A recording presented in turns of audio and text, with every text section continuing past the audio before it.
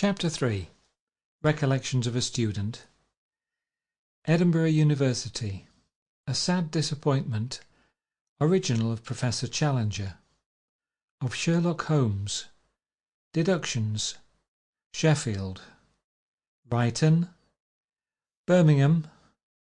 Literary aspirations. First accepted story. My father's death. Mental position. Spiritual yearnings. An awkward business. When I returned to Edinburgh with little to show, either mental or spiritual, for my pleasant school year in Germany, I found that the family affairs were still as straitened as ever. No promotion had come to my father, and two younger children, Innes, my only brother, and Ida, had arrived to add to the calls upon my mother. Another sister, Julia, followed shortly afterwards. But Annette, the eldest sister, had already gone out to Portugal to earn and send home a fair salary, while Lottie and Connie were about to do the same. My mother had adopted the device of sharing a large house, which may have eased her in some ways, but was disastrous in others. Perhaps it was good for me that the times were hard, for I was wild, full-blooded, and a trifle reckless. But the situation called for energy and application, so that one was bound to try to meet it. My mother had been so splendid that we could not fail her. It had been determined that I should be a doctor, chiefly, I think, because Edinburgh was so famous a centre for medical learning. It meant another long effort for my mother, but she was very brave and ambitious where her children were concerned, and I was not only to have a medical education, but to take the university degree, which was a larger matter than a mere licence to practice. When I returned from Germany, I found that there was a long list of bursaries and scholarships open for competition. I had a month in which to brush up my classics, and then I went in for these, and was informed a week later that I had won the Grierson bursary of £40 for 2 years. Great were the rejoicings, and all shadows seemed to be lifting. But on calling to get the money, I was informed that there had been a clerical error, and that this particular bursary was only open to art students. As there was a long list of prizes, I naturally supposed that I would get the next highest, which was available for medicals. The official pulled a long face and said, "Unfortunately, the candidate to whom it was allotted has already drawn the money." It was manifest robbery, and yet I, who had won the prize and needed it so badly, never received it, and was eventually put off with a solatium of £7, which had accumulated from some fund. It was a bitter disappointment, and of course I had a legal case, but what can a penniless student do, and what sort of college career would he have if he began it by suing his university for money? I was advised to accept the situation, and there seemed no prospect of accepting anything else. So now behold me, a tall, strongly framed, but half-formed young man, fairly entered upon my 5 years' course of medical study. It can be done with diligence in 4 years, but there came, as I shall show, a glorious interruption which held me back for 1 year. I entered as a student in October 1876, and I emerged as a Bachelor of Medicine in August 1881. Between these 2 points lies one long weary grind at botany, chemistry, anatomy, physiology, and a whole list of compulsory subjects, many of which have a very indirect bearing upon the art of curing. The whole system of teaching, as I look back upon it, seems far too oblique, and not nearly practical enough for the purpose in view. And yet Edinburgh is, I believe, more practical than most other colleges. It is practical, too, in its preparation for life, since there is none of the atmosphere in a large public school, as is the case in English universities, but the student lives a free man in his own rooms, with no restrictions of any sort. It ruins some and makes strong men of many. In my own case, of course, this did not apply, since my family lived in the town and I worked from my own home. There was no attempt at friendship or even acquaintance between professors and students at Edinburgh. It was a strictly business arrangement by which you paid, for example, 4 guineas for anatomy lectures and received the winter course in exchange, never seeing your professor save behind his desk, and never under any circumstances exchanging a word with him. They were remarkable men, however, some of these professors, and we managed to know them pretty well without any personal acquaintance. There was kindly Crum Brown, the chemist, who sheltered himself carefully before exploding some mixture, which usually failed to ignite, so that the loud boom uttered by the class was the only resulting sound. Brown would emerge from his retreat with a "Really, gentlemen," of remonstrance, and go on without allusion to the abortive experiment. There was Wyville Thomson, the zoologist, fresh from his Challenger expedition, and Balfour, with the face and manner of John Knox, a hard, rugged old man who harried the students in their exams, and was in consequence harried by them for the rest of the year. There was Turner, a fine anatomist, but a self-educated man, as was betrayed when he used to take and put this structure on the handle of this scalpel. The most human trait that I can recall of Turner was that upon one occasion the sacred quadrangle was invaded by snowballing roughs. His class, of whom I was one, heard the sounds of battle and fidgeted in their seats, on which the professor said, "I think, gentlemen, your presence may be more useful outside than here," on which we flocked out with a whoop and soon had the quadrangle clear. Most vivid of all, however, there stands out in my memory the squat figure of Professor Rutherford, with his Assyrian beard, his prodigious voice, his enormous chest, and his singular manner. He fascinated and awed us. I have endeavoured to reproduce some of his peculiarities in the fictitious character of Professor Challenger.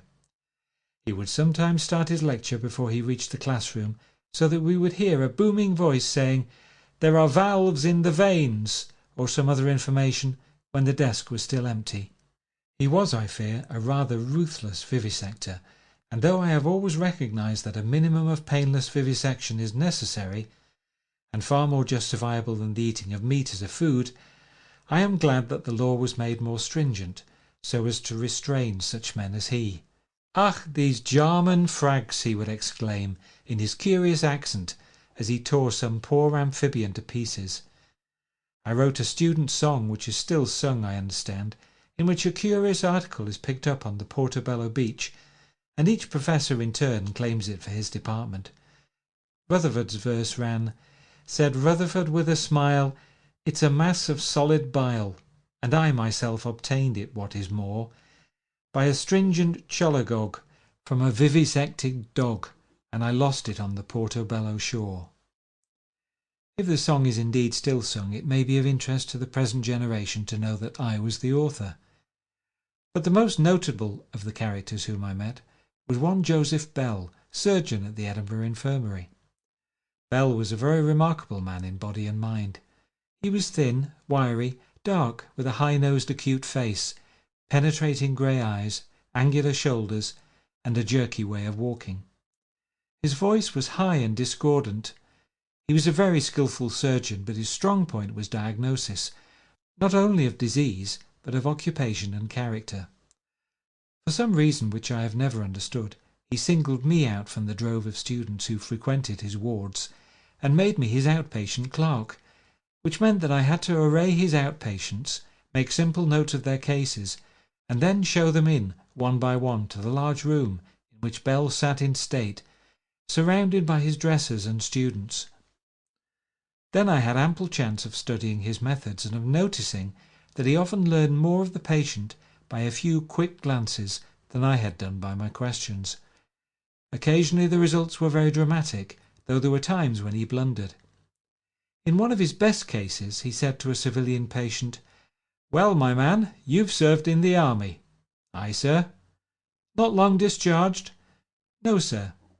"A Highland regiment?" "Aye, sir." "A non-com officer?" "Aye, sir." "Stationed at Barbados?" "Aye, sir." "You see, gentlemen," he would explain, "the man was a respectful man, but did not remove his hat. They do not in the army, but he would have learned civilian ways had he been long discharged. He has an air of authority, and he is obviously Scottish. As to Barbados, his complaint is elephantiasis, which is West Indian and not British." To his audience of Watsons it all seemed very miraculous until it was explained, and then it became simple enough.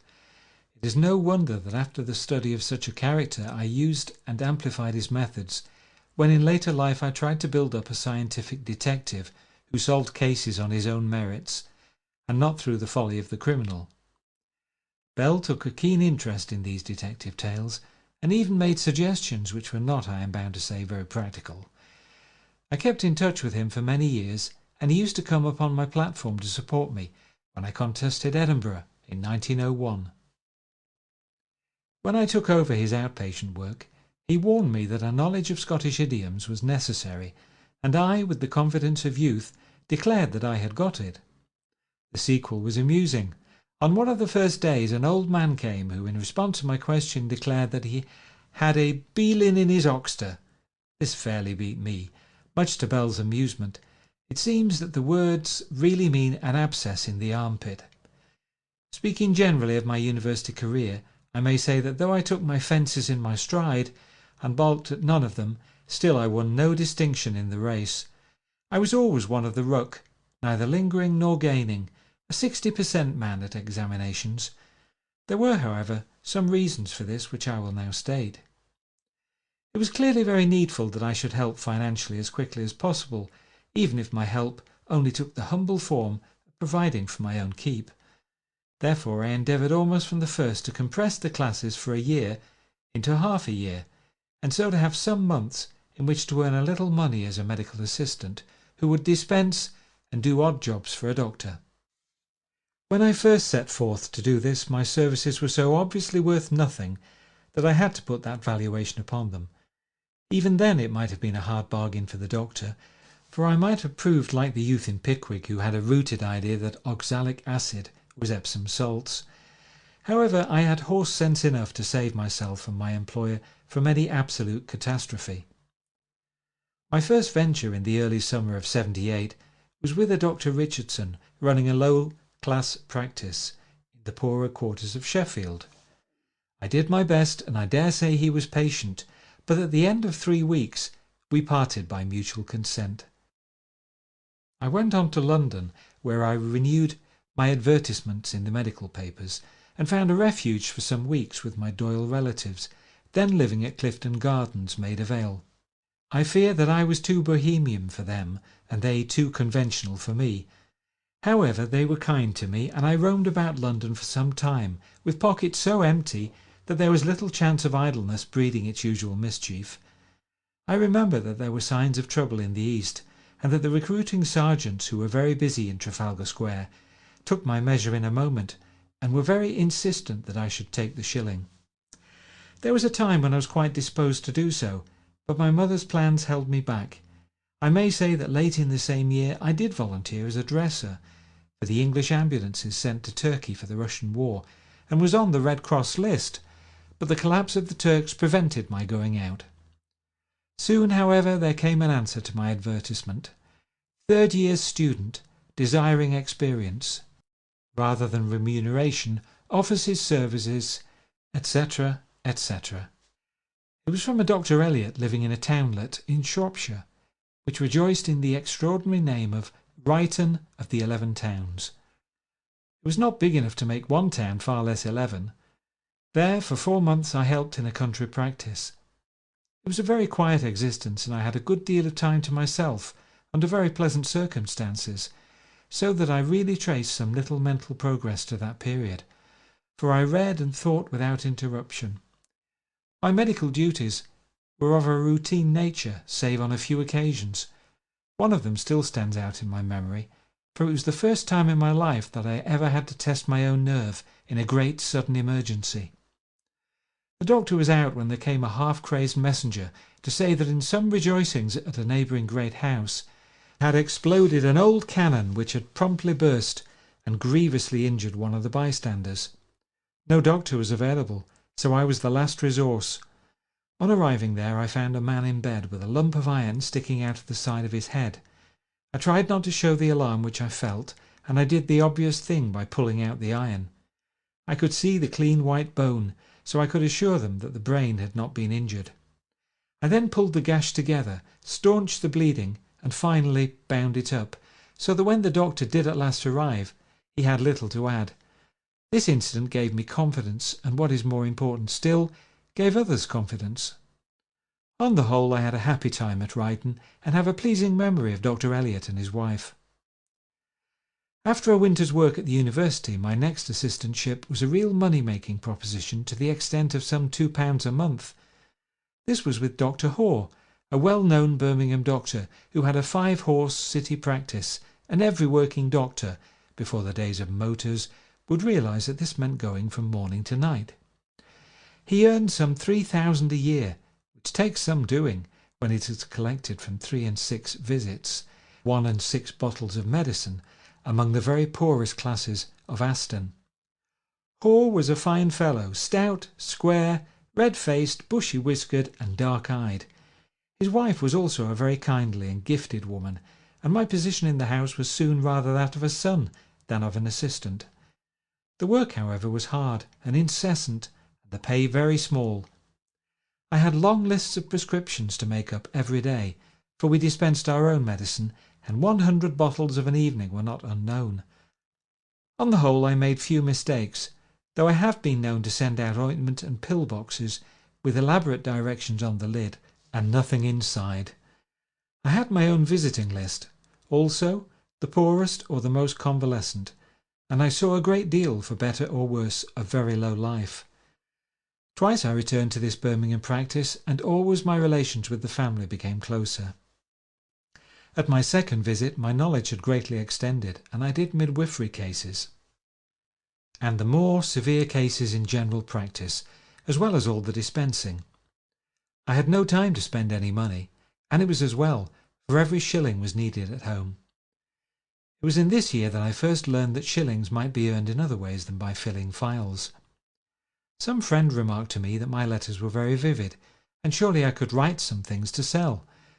I may say that the general aspiration towards literature was tremendously strong upon me, and that my mind was reaching out in what seemed an aimless way in all sorts of directions.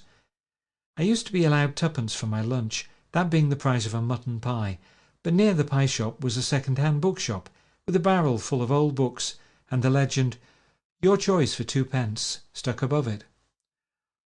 Often the price of my luncheon used to be spent on some sample out of this barrel, and I have within reach of my arm, as I write these lines, copies of Gordon's Tacitus, Temple's Works, Pope's Homer, Addison's Spectator, and Swift's Works, which all came out of the twopenny box.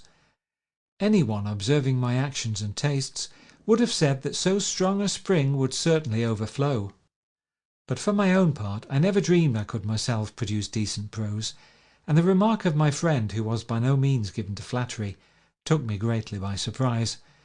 I sat down, however, and wrote a little adventure story which I called The Mystery of the Sasassa Valley.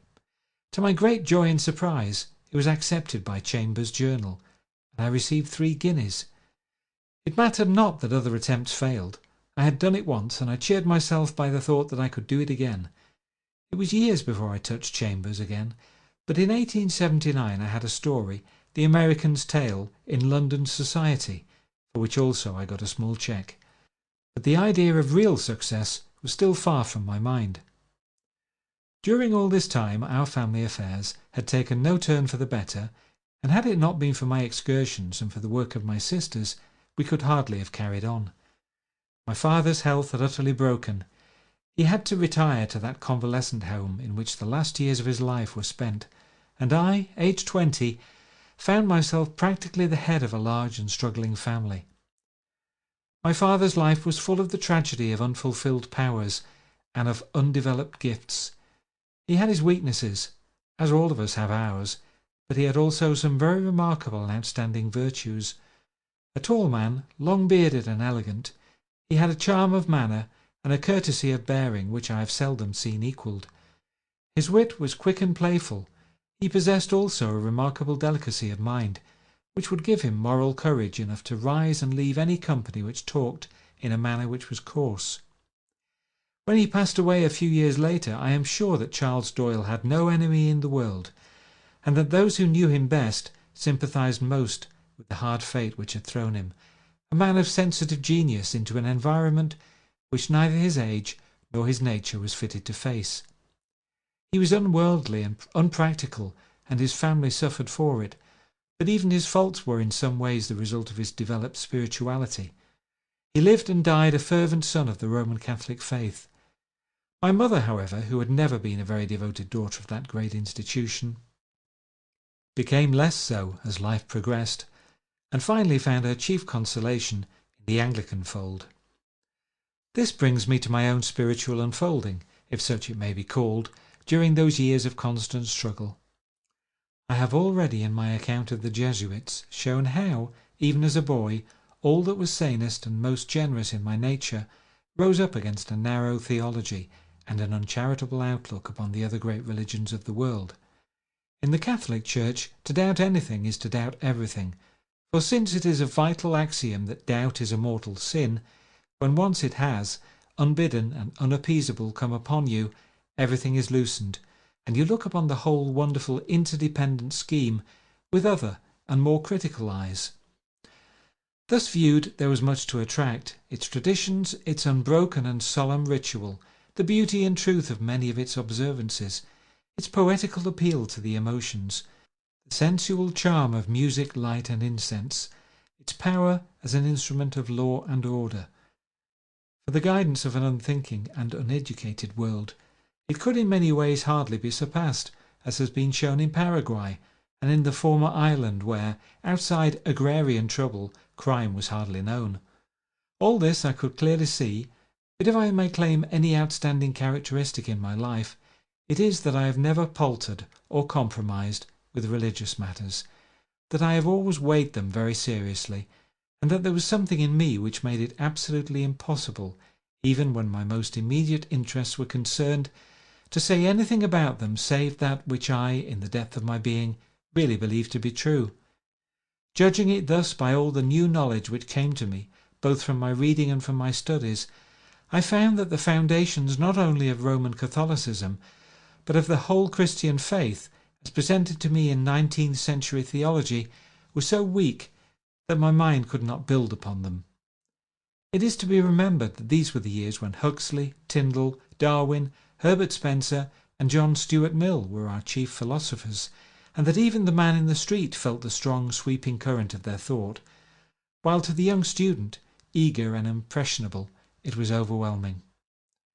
I know now that their negative attitude was even more mistaken, and very much more dangerous than the positive positions which they attacked with such destructive criticism. A gap had opened between our fathers and ourselves so suddenly and completely that when a Gladstone wrote to uphold the Gadarene swine or the 6 days of creation, the younger student rightly tittered over his arguments, and it did not need a Huxley to demolish them. I can see now very clearly how deplorable it is that manifest absurdities should be allowed to continue without even a footnote to soften them in the sacred text, because it has the effect that what is indeed sacred becomes overlaid, and one can easily be persuaded that what is false in parts can have no solid binding force. There are no worse enemies of true religion than those who clamour against all revisions or modification of that strange mass of superbly good and questionable matter which we all lump together into a single volume as if there were the same value to all of it. It is not solid gold, but gold in clay. And if this be understood, the earnest seeker will not cast it aside when he comes upon the clay, but will value the gold the more in that he has himself separated it. It was then all Christianity and not Roman Catholicism alone which had alienated my mind and driven me to an agnosticism which never for an instant degenerated into atheism, for I had a very keen perception of the wonderful poise of the universe and the tremendous power of conception and sustenance which it implied. I was reverent in all my doubts, and never ceased to think upon the matter, but the more I thought, the more confirmed became my nonconformity. In a broad sense I was a Unitarian, save that I regarded the Bible with more criticism than Unitarians usually show. This negative position was so firm that it seemed to me to be a terminus, whereas it proved only a junction on the road of life where I was destined to change from the old well-worn line onto a new one. Every materialist, as I can now clearly see, is a case of arrested development. He has cleared his ruins, but has not begun to build that which would shelter him. As to psychic knowledge, I knew it only by the account of exposures in the police courts and the usual wild and malicious statements in the public press. Years were to pass before I understood that in that direction might be found the positive proofs which I constantly asserted were the only conditions upon which I could resume any sort of allegiance to the unseen. I must have definite demonstration, for if it were to be a matter of faith, then I might as well go back to the faith of my fathers. Never will I accept anything which cannot be proved to me. The evils of religion have all come from accepting things which cannot be proved. So I said at the time, and I have been true to my resolve. I would not give the impression that my life was gloomy or morbidly thoughtful because it chanced that I had some extra cares and some worrying thoughts. I had an eager nature which missed nothing in the way of fun which could be gathered, and I had a great capacity for enjoyment. I read much. I played games all I could. I danced, and I sampled the drama whenever I had a sixpence to carry me to the gallery.